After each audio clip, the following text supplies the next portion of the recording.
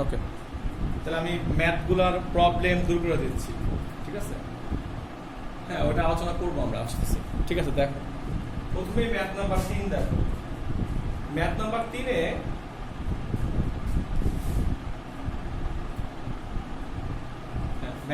3-এ লাইনটা খেয়াল করো সবাই। এখানে কয়েকটা জিনিস দেখার মতো আছে। দেখার মতো বলতে, 1 নম্বরে ওরা বলতেছে যে এটা একটা অসম্পৃক্ত দ্রবণ। লাইনটা দেখো, 25 ডিগ্রি সেলসিয়াস তাপমাত্রায় 25 গ্রাম অসম্পৃক্ত দ্রবণ। লাইনটা একটু নোট করো মাথায়।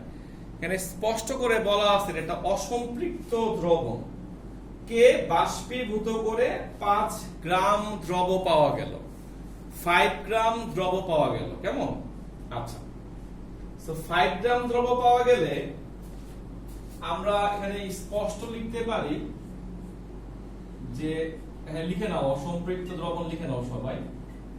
অসম্পৃক্ত দ্রবণের পরিমাণটা বলছে ওরা 25 গ্রাম। লাইনটা খেয়াল করো, ওরা বলছে বাষ্পীভূত করা হয়েছে। বাষ্পীভূত করা হওয়া মানে কি? মানে পানিটা চলে যাবে। হ্যাঁ, বাষ্পীভূত করা মানে কি? পানিটা চলে গেছে। সো পানি জিনিসটা কি? দ্রাবক, সিম্পল জিনিস। সো দ্রাবকটা চলে গেছে, পড়ে রয়েছে দ্রবটা, এবং তোমাকে বলছে দ্রবের পরিমাণটা হচ্ছে 5 গ্রাম। সুতরাং আমরা দ্রাবকটা বের করে ফেলি। দ্রাবকটা হবে 25 মাইনাস 5 সমান সমান 20 গ্রাম। খেয়াল করো, আমাদের কাছে 20 গ্রাম দ্রাবক আছে। আচ্ছা, এখন নিচে দেখো দ্রাব্যতাও আছে 40। তাহলে দ্রাব্যতা যদি 40 হয়, এটা আমি M1 ধরি, এখানে আমি 20 বসায় দেই ইনটু 100। সো তোমাদের মাথায় ফার্স্ট কোশ্চেন আসতে পারে এখানে কেন 20 বসাইছেন? দ্রাবক তো চেঞ্জ হচ্ছে না। দেখো, অসম্পৃক্ত দ্রবণ, লাইনটা খেয়াল করো, অসম্পৃক্ত দ্রবণ আর সম্পৃক্ত দ্রবণ দুইটার ভ্যারিয়েশনটা হয় কার কারণে? দ্রবের কারণে হয়। অনলি দ্রব স্যাটিসফ্যাকশন হয়েছে, সম্পৃক্ত হয়েছে। দ্রব স্যাটিসফাই করতে পারে নাই, তাই অসম্পৃক্ত হয়েছে। সো দুই ক্ষেত্রে কিন্তু দ্রাবক চেঞ্জ হচ্ছে না। গত ক্লাস থেকে তোমাকে আমি যেটা বোঝানোর জন্য ট্রাই করতেছি, দুইটা ক্ষেত্রে দ্রাবক কিন্তু চেঞ্জ হচ্ছে না। সো আমরা যদিও এই ইনফরমেশন গুলো দেওয়া ছিল অসম্পৃক্ত দ্রবণের জন্য, আমরা কিন্তু দ্রাবকটা বের করে ফেলতে পারছি। আর এটা তো সবাই জানো অলরেডি যে দ্রাব্যতাটা হয় সম্পৃক্ত দ্রবণের। আমি কিন্তু এখানে এটা বসাইতে পারি, কারণ দুই ক্ষেত্রে কিন্তু দ্রাবকটা চেঞ্জ হচ্ছে না। সুতরাং তুমি এখান থেকে M1 এর মান পাইতেছো 8 গ্রাম। এটার মানটা একটু বুঝে নাও সবাই। 8 গ্রাম হইলে সম্পৃক্ত হবে। ছিল কয় গ্রাম? দেখো 5 গ্রাম। সুতরাং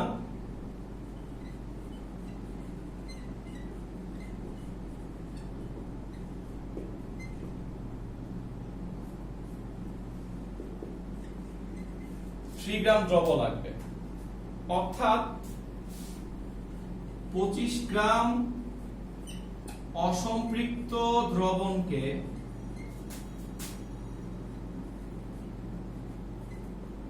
সম্পৃক্ত করতে লাগে 3 গ্রাম দ্রব। আমাকে বলছে 100 গ্রাম, এবং লাইনটা খেয়াল করে ওখানে অসম্পৃক্ত দ্রবণ লেখা আছে। সো অসম্পৃক্ত দ্রবণকে সম্পৃক্ত করতে লাগবে 3 ভাগ 25 ইনটু 100 সমান সমান 12 গ্রাম। তো সবাই লিখে ফেলো, অ্যানসারটা হচ্ছে 12 গ্রাম। দেখো সবাই, এই 12 গ্রাম অ্যানসারটা আসতেছে।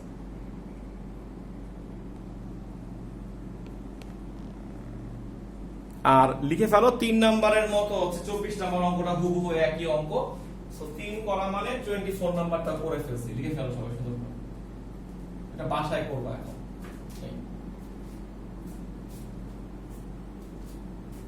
তাহলে আমি মুছলাম 3 নাম্বার অঙ্কটা।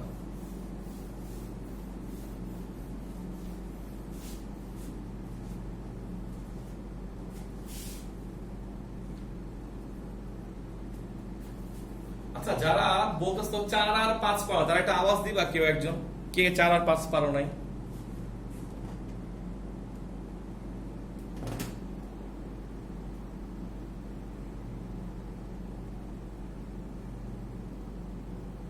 আওয়াজ দিলে আমি বুঝো কেন কার সমস্যা। আগের দিন ক্লাস করলে 4 আর 5 পারা উচিত ছিল, এটা না পারাটা আসলে একটা বোকামি। তাও করে দিচ্ছি, দেখো একটা অঙ্ক বলছে 25 ডিগ্রি সেলসিয়াস এবং 35 ডিগ্রি সেলসিয়াস। খুব সুন্দর একটা অঙ্ক দিয়েছে, 4 নম্বর অঙ্কটা। একটা বলছে 25 ডিগ্রি সেলসিয়াস, একটা বলছে 35 ডিগ্রি সেলসিয়াস। দেখো সবাই, এটা আগের দিনের অঙ্ক। হ্যাঁ, এটা হচ্ছে 40 বলা আছে, এটা বলা আছে 60। দ্রাব্যতা দেখো, দুটো দ্রাব্যতা দেওয়া আছে। এবং লাইনটা দেখো 35 ডিগ্রি সেলসিয়াস তাপমাত্রায় দ্রবণের ভর দেওয়া আছে 35 ডিগ্রিতে। সো এখানে দ্রবণের ভরটা হচ্ছে, আমি এমই ধরি, অসুবিধা নাই, 100 গ্রাম। 100 গ্রাম। এটা কিন্তু ম্যাথ করার সময় সবাই খেয়াল রাখবা যে কোন টেম্পারেচারে দ্রবণের মানটা দিছে, এটা তো দিছে। সো আমি এখান থেকে S2 সমান সমান M2 divided by m minus m2 into 100 করি। তুমি m1 ধরলে আমার কোনো অসুবিধা নেই, হ্যাঁ, তোমার ইচ্ছা। এখান থেকে আমরা m2 এর মানটা বের করব, 60 ভাগ 100,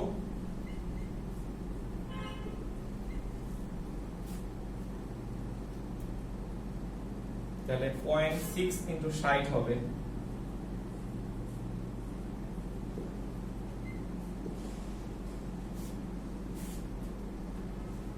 এটাকে ভাগ দিব 1.6 দ্বারা, তাহলে m2 এর মানটা আসলো 22.5।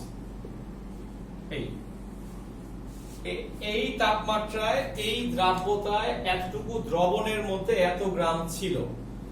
নেক্সট কাজটাই বলছিলাম, খেয়াল রেখো সবাই, আমরা দ্রাবকটা বের করব। সো দ্রাবকের মানটা হচ্ছে m মাইনাস m2।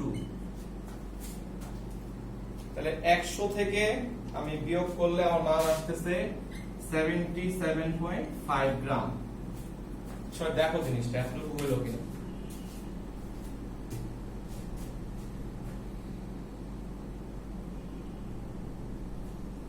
এত আসছে, দেখো 77.5 গ্রাম দ্রাবক আছে। ঠিক পরের অঙ্কটাতে, পরের পার্টটাতে কি আমরা এই মানটা ইউজ করব। যারা এটা বুঝে ফেলছো এদের অঙ্ক অনেকটুকু হয়ে গেছে। আর বাদ থাকলো এই আপেক্ষিক গুরুত্ব একটু শিখা দিচ্ছি আমি এটা এখনই। এই দেখো, এখানে আমি সরাসরি লিখবো 77.5 ইনটু 100। সো যারা এখানে অনেকগুলো অঙ্ক আছে এই নিয়মের, যারা বলতেছো, আমি বকা দিচ্ছি না, কিন্তু আমি তোমাকে বলছি একটু আওয়াজ দাও, তাহলে আমি ক্লিয়ার হয়েছে কিনা বলবো। অনেকগুলো অঙ্ক হয়ে যাবে এখান থেকে, এটা বুঝলে। তুমি এখান থেকে m1 টা বের করো, তাহলে 40 ইনটু 77.5 ভাগ 100, 31 গ্রাম। তার মানে এই কন্ডিশনে 22.5 গ্রাম দ্রব ছিল, আর এখন এতটুকু দ্রব লাগবে। তাপমাত্রা, এই দেখো ভুল হয়েছে অঙ্ক।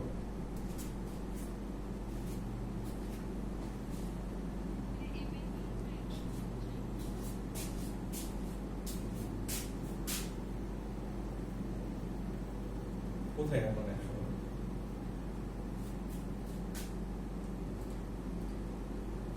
এটা তো 60 ছিল।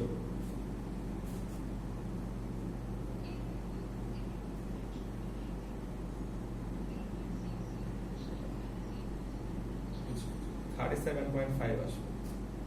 এখানে ভুল হয়েছে।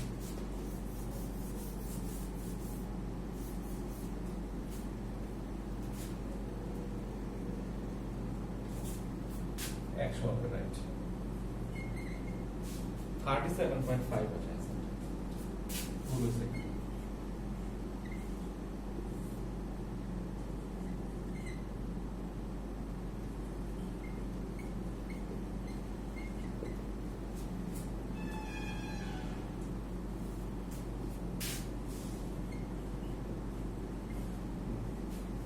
এবার ঠিক আছে,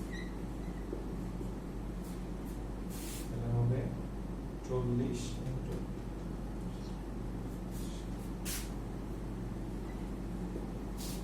এবার ঠিক আছে। তাপমাত্রা বা দ্রাব্যতা চেঞ্জ হবে। হ্যাঁ, এবার ঠিক আছে। দেখো তাহলে অ্যান্সারটা আসলো হচ্ছে 12.5 গ্রাম, 4 নম্বর অঙ্কের অ্যান্সারটা। আর 4 আর 5 সেম অঙ্ক। আচ্ছা, ম্যাথ নাম্বার 6 একটু চেঞ্জ আসবে, চেঞ্জ করার লেখাটা একটু বলি। 6 নম্বর অঙ্কটা আপেক্ষিক গুরুত্বের অঙ্ক, ঠিক আছে। এখানে লেখাটা একটু উল্টা উঠছে, লিখে ঠিক করো না সবাই। লেখাটা হবে 30 ডিগ্রি সেলসিয়াস তাপমাত্রায় 1.2 আপেক্ষিক গুরুত্ব বিশিষ্ট, লাইনটা ঠিক করে নাও সবাই।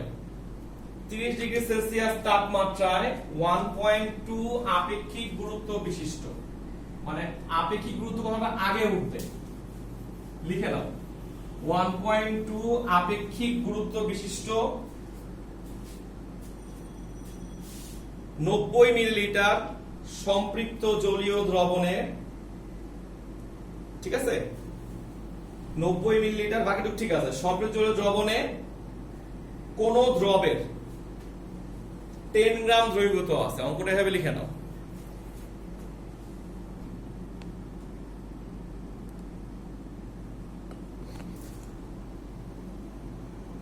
আবারও বলছি, লিখে নাও, যেটা হচ্ছে 30 ডিগ্রি সেলসিয়াস তাপমাত্রায় 1.2 আপেক্ষিক গুরুত্ব বিশিষ্ট 90 ml সম্পৃক্ত জলীয় দ্রবণে, মানে এই আপেক্ষিক গুরুত্বটা হচ্ছে ওই দ্রবণের, ঠিক আছে। অ্যানসারটাও মিলবে না, অ্যানসারটা চেঞ্জ হবে, 10 পয়েন্ট সামথিং ঠিক করে দিচ্ছি আমি। আচ্ছা, আলোচনাটা হচ্ছে আপেক্ষিক গুরুত্ব দিয়ে আমরা ম্যাথগুলো কিভাবে করব। আচ্ছা, প্রথম কথা হচ্ছে, যদি এইটা কারো মাথায় আসে যে আপেক্ষিক গুরুত্ব জিনিসটা আসলে কি, আপেক্ষিক গুরুত্ব জিনিসটা আমরা যারা 9-10 এ অধ্যায় 5 ডিটেইলস পড়ছিলা, মানে পুরান বইটা ফলো করছিলা, তারা সবাই জানো যে হোয়াট ইজ আপেক্ষিক গুরুত্ব, তাই না? অনেকেই পড়ছো, এটা আমি জানি। আচ্ছা, আর যদি না পড়ে থাকো তাহলে একটু লিখতে পারো চাইলে যে আপেক্ষিক গুরুত্ব জিনিসটা আসলে কি।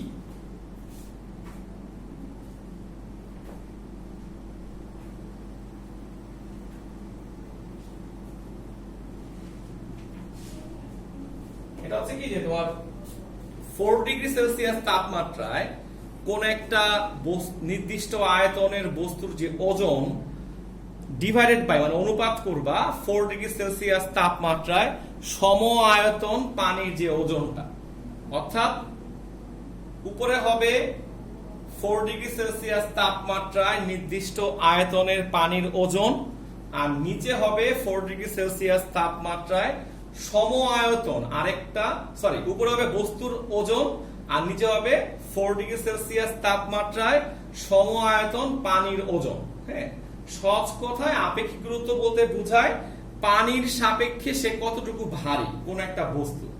যদিও এই কথাগুলো কেমিস্ট্রিতে কোনো কাজে লাগবে না, এটা ফিজিক্সের কথাবার্তা বলছি। সো কারো মাথা যদি ঘুরে আপেক্ষিক গুরুত্ব জিনিসটা কি যেন বলে নিলাম, বাট কেমিস্ট্রি দাও কি বলতেছে।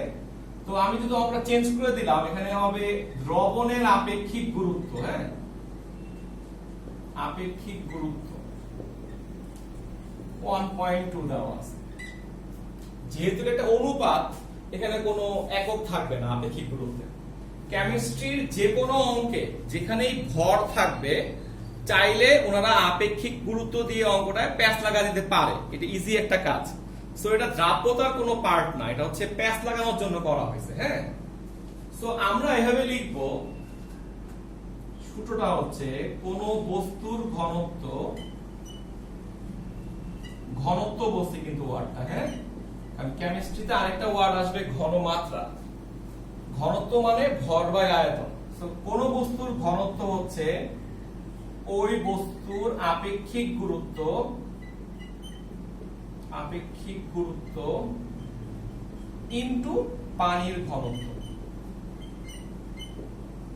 অর্থাৎ তোমার হোল কেমিস্ট্রি লাইফে এটা মাথায় রাখতে হবে সব সময়, যে কোন বস্তুর ঘনত্ব যদি বের করতে বলি আমরা, ওখানে আমরা ঘনত্বের জায়গায় সূত্র হচ্ছে ওই বস্তুটার আপেক্ষিক গুরুত্ব, ওই বস্তুটার আপেক্ষিক গুরুত্ব ইনটু পানির ঘনত্ব। অর্থাৎ সহজ করে যদি কেউ বলি যে কোন বস্তুর আপেক্ষিক গুরুত্বকে যদি পানির ঘনত্ব দিয়ে গুণ করা হয়, কোন বস্তুর আপেক্ষিক গুরুত্বকে যদি পানির ঘনত্ব দিয়ে গুণ করা হয়, তাহলে ওই বস্তুটার ঘনত্ব পাওয়া যায়, তাহলে ওই বস্তুটার ঘনত্ব পাওয়া যায়। এটা হলো প্রথম জ্ঞান। এখন প্রশ্ন হচ্ছে পানির ঘনত্ব কত। আচ্ছা লিখি, দেখো তোমরা এটা মুখস্থ পারো, আমি জানি, এটা লুকানোর কিছু নাই। পানির ঘনত্ব সবাই জানো 1000, তাই না? কেজি পার মিটার কিউবে। অবশ্যই পানির ঘনত্ব 1000, আমি না করতেছি না। পানির ঘনত্ব 1000 কেজি পার মিটার কিউব। কোশ্চেনটা হচ্ছে, তুমি অলরেডি খেয়াল করছো কেমিস্ট্রিতে সবগুলা ভর দেওয়া থাকে গ্রামে, আয়তন থাকে মিলিলিটারে। এই জন্য আমরা একটু চেঞ্জ করে নিব আমাদের সুবিধার জন্য। তোমরা সবাই জানো কেজি কে 1000 দিয়ে গুণ করা হলে গ্রাম হয়, আর 1 মিটার কিউব মানে 10 to the power 6 centimetre cube. ঠিক আছে? এই সো কাটাকাটি করলে অ্যানসারটা আসবে 1 গ্রাম পার সিএম কিউব। তোমরা সবাই জানো আশা করি, না জানলে পরে শিখবা, আসতেছে। সেন্টিমিটার কিউব আর মিলিলিটার এক জিনিস, একই শব্দ। সিএম কিউব আর এমএল একই জিনিস। সো আমরা এখন থেকে কেমিস্ট্রির ম্যাথ করার সময়, অবশ্যই কেমিস্ট্রির ম্যাথ করার সময় পানির ঘনত্ব বলতে বুঝবো 1 গ্রাম পার এমএল। কেমন? আমি প্রমাণ করেও দেখা দিলাম, তোমার শিখা হয়ে গেল, বাট তুমি মুখস্থ করে ফেলবা যে পানির ঘনত্ব একদিকে যেমন 1000 কেজি পার মিটার কিউব, আমি না করতেছি না, কিন্তু কেমিস্ট্রিতে আমরা সাধারণত ইউজ করি 1 গ্রাম পার এমএল। ঠিক আছে? সো হয়ে গেল মুখস্থটা। কেমন? সবাই তুলে ফেলো জলদি, তুলে ফেললে মুছে ফেললাম না। এখন দেখো অঙ্কটা করে দিচ্ছি তোমাকে আমি। ওরা স্পষ্ট করে বলছে, আমাদের অঙ্ক যেটা তুলে নিয়েছিলাম আমরা, যে দ্রবণের আপেক্ষিক গুরুত্ব দেওয়া আছে। সুতরাং আমি লিখবো, সুতরাং এটা তোমার লেখার দরকার নাই অঙ্কের মধ্যে, এটা অঙ্কের বাইরের জিনিস। সুতরাং দ্রবণের ঘনত্ব জাস্ট আপেক্ষিক গুরুত্বকে পানির ঘনত্ব দিয়ে গুণ করব। আর যেহেতু মানটা 1, তাহলে এটাই থাকবে। আসলে সহজ কথা, একটা একক অ্যাড হলো আর কি এসে। হ্যাঁ, গ্রাম পার এমএল। তোমরা সবাই জানো ঘনত্ব মানে ভর বাই আয়তন, তো আমি এম বাই ভি লিখছি। তাহলে এম কত? 1.2 গ্রাম পার এমএল। সবাই খেয়াল করে দেখো, ওখানে দ্রবণের আয়তন দেওয়া ছিল মনে হয় 90 এমএল দেওয়া ছিল। গুণ করলে এটা 108 আসবে অ্যানসারটা। গ্রাম, এমএল এমএল বাদ গেল। কেমন? এই আর আপনাকে দ্রবের ভর দেওয়া আছে 10 গ্রাম, দ্রবের ভর হচ্ছে 10 গ্রাম। তাহলে দ্রাব্যতা বের করে ফেলো সবাই। উপরে 10, নিচে 108 মাইনাস 10 ইনটু 100। অ্যান্সারটা মিলবে না, কারণ আমি অঙ্কটা চেঞ্জ করছি। উপরে হচ্ছে 10, নিচে হচ্ছে 108 মাইনাস 10 ইনটু 100, 10.2।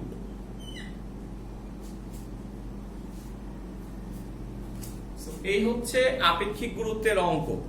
কোন একটা টিচার যদি চান তোমাকে ঝামেলায় ফেলবে যে কোনো অঙ্কে, উনি এই ঘনত্বটাকে গায়েব করে দিয়ে তোমাকে একটা আপেক্ষিক গুরুত্ব দিবে। যখনই একটা আপেক্ষিক গুরুত্ব দিয়ে দিবে, তুমি খুঁজবা ওখানে একটা কিছু আছে, আয়তন বা ভর। যেমন আয়তন দেওয়া ছিল। আমাদের প্রথম কাজটা কি? আপেক্ষিক গুরুত্বের সঙ্গে পানির ঘনত্ব গুণ করা। বলার জন্য বলতেছি গুণ করা, আসলে তো 1 দিয়ে গুণ করলে এটাই থাকবে, তাই না? গ্রাম পার এমএল। দেন তুমি ঘনত্বকে লিখবা ভর বাই আয়তন, এটা দেওয়া থাকবে, এটা মিসিং অথবা উল্টা থাকতে পারে। সেভাবে করে ভরটা বের করে নিলাম, তারপর তোমার ম্যাথটা হয়ে গেল। সো তোমার ওই শীটের মধ্যে আপেক্ষিক গুরুত্বের যে কটা অঙ্ক পাও সবগুলো এভাবে করে ফেলবা। 7 নম্বর অঙ্কটা আগের মতোই, দেখো সবাই। 96 গ্রাম লেড নাইট্রেটকে 150 গ্রাম ফুটন্ত পানিতে দ্রবীভূত করে সম্পৃক্ত করা হলো। তো ফুটন্ত পানির টেম্পারেচার কত? অবশ্যই 100 ডিগ্রি সেলসিয়াস, তাই না? তাইলে তোমাকে একটা পার্ট হচ্ছে 100 ডিগ্রি সেলসিয়াস, পাশে লেখা আছে 30 ডিগ্রি তাপমাত্রায় এই দ্রবণে না দ্রাব্যতা হবে, লেখা ঠিক করো, লেখাটা ভুল উঠছে। 30 ডিগ্রি সেলসিয়াস তাপমাত্রায় লেডের দ্রাব্যতা হবে, ওইটা সবাই ঠিক করো না। 9 নম্বর অঙ্কটা, সরি 7 নম্বর অঙ্কটা, ওটা দ্রাব্যতা 56 হবে, এটা লেখাটা ভুল উঠছে। হ্যাঁ, সো এটা হচ্ছে 30 ডিগ্রি সেলসিয়াস, দ্রাব্যতা দেওয়া আছে 56। আচ্ছা ঠিক আছে। পানি বলা আছে 150 গ্রাম পর্যন্ত পানি, তার মানে দ্রাবকের ভর কি দিছে অঙ্কটা, দ্রাবক হচ্ছে 150 গ্রাম, আমার জন্য কাজ অল্প হয়ে গেল। ঠিক আছে, এবং দেখো ওখানে স্পষ্ট লেখা আছে দ্রব হচ্ছে 96 গ্রাম।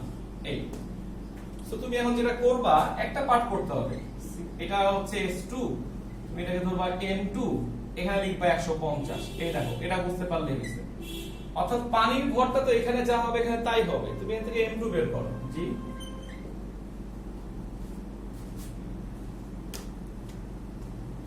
না পানি কমবে কেন? পুরো তো পানি বলছে, পুরো তো বাষ্প বলো নাই তো ভাই, পার্থক্য বুঝো না, বোঝানো কও। না না, 100 ডিগ্রি সেলসিয়াস তাপমাত্রায় ওঠার পরে মোটেও তুমি কথাটা ঠিক বলো না যে পানি চলে যাবে, এটা ভুল কথা বলছো।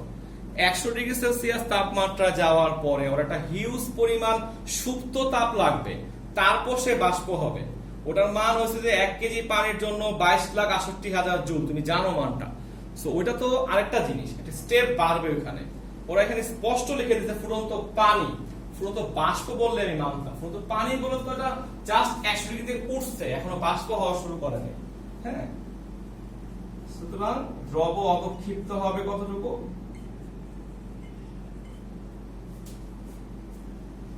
96 মাইনাস 84, 12 গ্রাম। দেখো অ্যান্সার মিলছে কিনা? হ্যাঁ, 12 গ্রাম। এই হচ্ছে 7 নাম্বার অঙ্কটা। এটা একটু ফোকাস করো সবাই, তোমাদের সবার জন্য বলতেছি। এই গ্রুপের ম্যাথ গুলো আমি সময় নিয়ে কেন করাচ্ছি, সবাই বুঝে ফেলতে পারে দুইটা সেক্টরে দ্রাবকের পরিমাণটা সেম, দ্যাটস ইট, আর কিছু লাগবে না আমার জন্য। হ্যাঁ, হয়ে গেল। তাহলে 7 মুছে ফেললাম, ফুটন্ত পানি বলছে, খেয়াল রাখো। এরপরে 9 নাম্বার বলছে সমস্যা।